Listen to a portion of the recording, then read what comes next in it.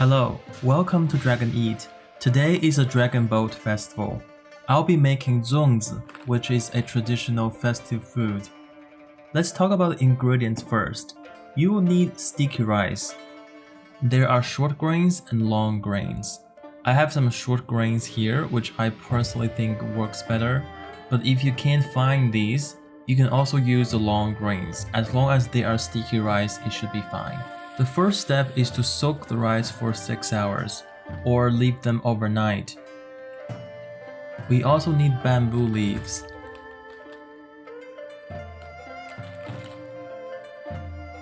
If you can find fresh ones, that would be great. I only found these dried ones, so I'm also gonna soak these overnight as well.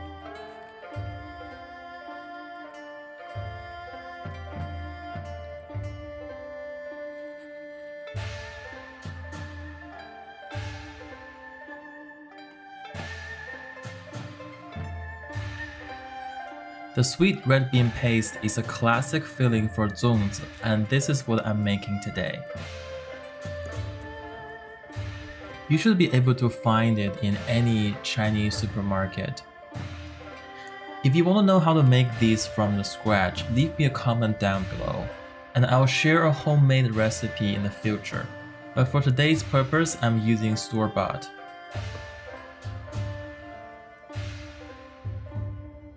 I'm using a spoon to take small portions of the red bean paste and roll it into a ball so it's easier to use later on. I also prepare some cornstarch here. You can also use other kind of starch or all-purpose flour.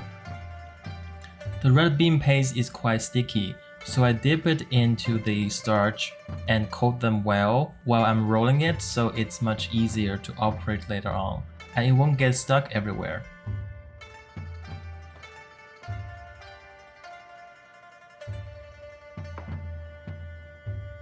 Besides the sweet red bean paste, I also have some dried cranberry and strawberry jam here, and now I'm gonna mix them into another filling.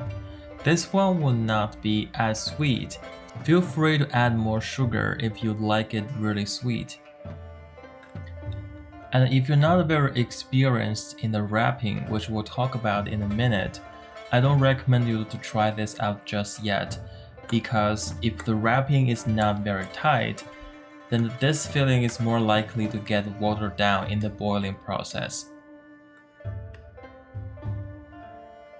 The sticky rice has been soaking since last night. Let's take them out and put them into a bowl.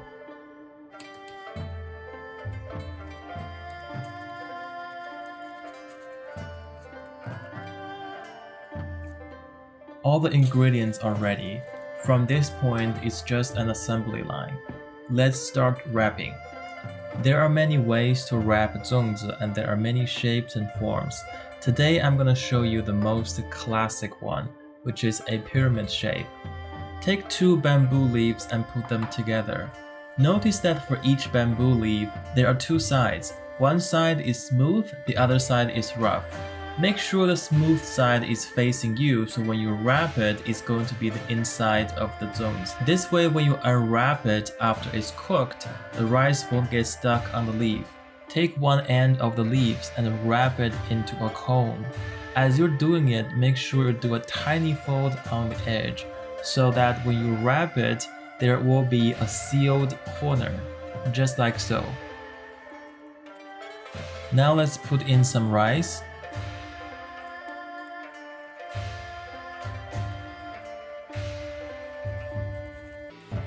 Put in the red bean paste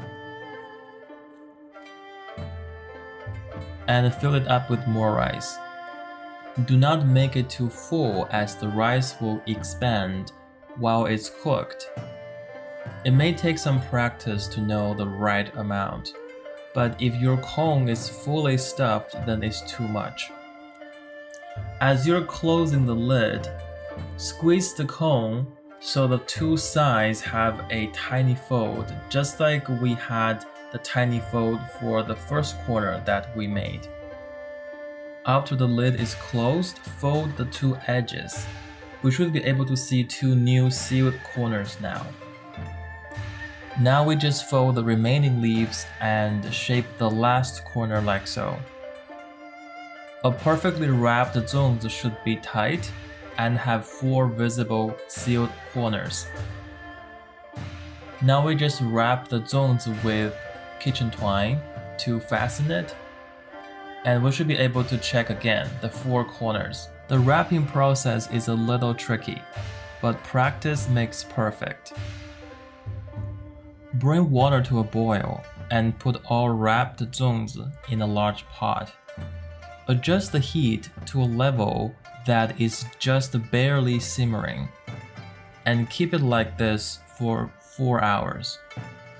We don't want a heavy boiling, we just want to keep it at a level it's barely simmering and slowly cook it all the way through.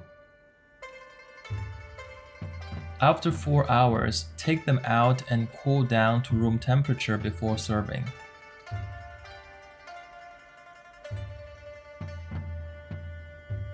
After such a long wait, it's finally ready to eat. I'm so excited. Let's unwrap one.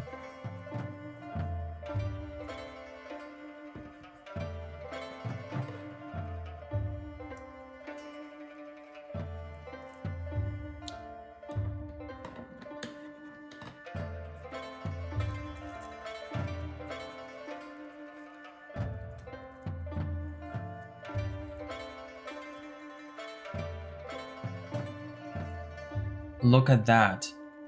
It's so tantalizing. I have to have a bite.